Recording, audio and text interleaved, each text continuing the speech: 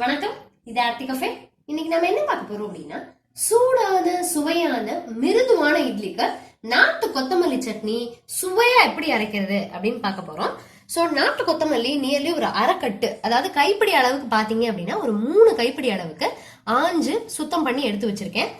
சின்ன வெங்காயம் ஒரு 20 வெங்காயம், உளுத்தம்பருப்பு ஒரு 1/4 கப்பு நியர்லி 50 கிராம், புளிப்பு சுவைக்கு ஏத்த மாதிரி புளி, ஒரு 1/2 டீஸ்பூன் பெருங்காயம், காரத்துக்கு ஏத்த மாதிரி வரமிளகா, நம்ம பச்சை மிளகாவும் பயன்படுத்திக்கலாம், நம்மளுடைய டேஸ்டுக்கு ஏத்த மாதிரி உப்பு, தாளிக்கிறதுக்கு கடுகு, இதெல்லாம் வதக்குறதுக்கும் தாளிக்கிறதுக்கும் தேவையான அளவுக்கு நல்லெண்ணெய் நான் ஒரு 4 டீஸ்பூன் எடுத்து வச்சிருக்கேன்.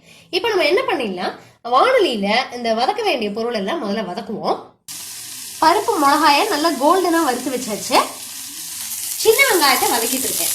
உப்பு இப்ப தேவையான அளவுக்கு உப்பு போட்டுக்கலாம். அதே சமயத்துல புளி இருக்கு இல்லையா, அதையும் நல்லா அலம்பிட்டு இந்த வெங்காயத்தோட சேர்த்துருவோம். அப்புறம் நிறைய ஃப்ரெண்ட்ஸ் கேட்டிருந்தீங்க கோல்டு பிடிச்சிருக்காப்பா அப்படின்னு சொல்லிட்டு. ஏர்லி மார்னிங் தான் இப்போ நான் சமீபமா 2-3 வீடியோ எடுத்துட்டு இருந்தோம். அது மார்கழி மாசங்கிறதுனால கொஞ்சம் சீக்கிரமா கோலம் போட்டு வரும்போது குரல் அப்படி இருக்கு. அது கிட்டத்தட்ட ஒரு 10 மணி வரைக்கும் அப்படி இருக்கு, அப்புறம் தான் சரியா போகுது. ஸோ அதான் வேற ஒன்றும் இல்லை, நல்லா தான் இருக்கேன். ஸோ இந்த மாதிரி நல்லா வதக்கிட்டதுக்கு அப்புறமா இது ஆறட்டும். அப்புறம் கொத்தமல்லியை நான் பச்சையா அப்படியே தான் போட்டு அரைப்பேன். இன்கேஸ் உங்களுக்கு வதக்கணும் அப்படின்னு தோணுச்சுன்னா நீங்க இதை இந்த வெங்காயம் வதங்கினதுக்கு அப்புறமா லைட்டா வதக்கிக்கலாம். இது பச்சையா சேர்க்கும் பொழுது அந்த நாட்டு கொத்தமல்லியுடைய வாசனை செம்மையா இருக்கும். ஆக்சுவலா நாங்க ஆபீஸ்ல இருந்து வர வழியில அந்த வாசனை தான் அப்படி ஒரு இழுத்துது எங்களை, அப்படி ஒரு வாசனை அந்த ரோட கிராஸ் பண்ணும்போது. அப்புறம் தான் நான் அந்த ஒரு கட்டு வாங்கிட்டு வந்தேன். வெங்காயம் ஆறிடுச்சு, மிளகா வெங்காயம் புளி இதுல போட்டாச்சு.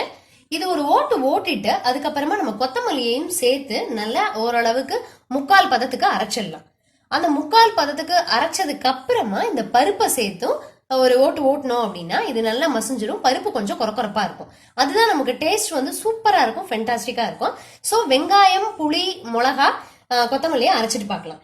இன்கேஸ் உங்களுக்கு வெங்காயம் வேண்டாம் அப்படின்னு நினைச்சீங்கன்னா தேங்காய் ரீப்ளேஸ் பண்ணிக்கலாம். வெங்காயத்துக்கு பதிலா பூண்டு வாசனை பிடிக்கும் அப்படின்னா பூண்டும் வெங்காயமும் பாதி பாதி போட்டுக்கலாம். அதெல்லாம் நம்மளுடைய ஆப்ஷனல் தான். டேஸ்ட் கொஞ்சம் டிஃபர் ஆகும். சின்ன வெங்காயத்துக்கு பதிலாக பெரிய வெங்காயமும் சேர்த்துக்கலாம். ஸோ இதை அரைச்சிட்டு பார்க்கலாம். கொத்தமல்லியை 1/4 பதத்துக்கு அரைச்சாச்சு. இப்ப பருப்பு சேர்த்திருக்கேன். கொரப்பா பருப்போட சேர்த்து அரைச்சிட்டு தாளிச்சிட்டோம் அப்படின்னா மிருதுவான இட்லிக்கு சமத்தியான சைட் டிஷ்ஷுங்க. நல்ல சத்து நிறைஞ்சது. கொத்தமல்லியை நம்ம பச்சையா தான் சேர்த்திருக்கோம். ஹீமோகுளோபின் நல்லா இன்க்ரீஸ் ஆகும் கொத்தமல்லி நிறைய சேர்த்துக்க. ஸோ அரைச்சிட்டு பார்க்கலாம். பச்சை பசேல்னு பசுமையா ரொம்ப டேஸ்டியான சட்னி ரெடி ஆயிடுச்சுங்க. காரசாரமா இருந்தா இன்னமும் நல்லா இருக்கும். வேணும்னா இன்னும் மிளகா கூட சேர்த்துக்கலாம். இப்ப நான் கடுகும் பெருங்காயமும் தாளிச்சாச்சு. கருவேப்பிலை பிடிச்சிருந்தது இந்த சட்னியோட வாசனைக்கு அப்படின்னா கருவேப்பிலையும் சேர்த்துக்கலாம். பச்சையா சேர்க்கும் போது அந்த வாசனை ரொம்பவே நல்லா இருக்குங்க. நீங்க ட்ரை பண்ணி பாருங்க. ஆல்ரெடி நான் ஒரு புழுங்கல் அரிசி கொழக்கட்டை போஸ்ட் பண்ணிருக்கேன். அந்த கொழக்கட்டைக்கும் இந்த சட்னிக்கும் செம்ம காம்பினேஷன். ட்ரை பண்ணி பாருங்க, ரொம்ப பிடிக்கும். பசங்களும் நல்லா விரும்பி சாப்பிடுவாங்க, சத்து நிறைஞ்சதும் கூட. இன்னும் ஒரு அருமையான வீடியோல சந்திக்கலாம். தேங்க்யூ.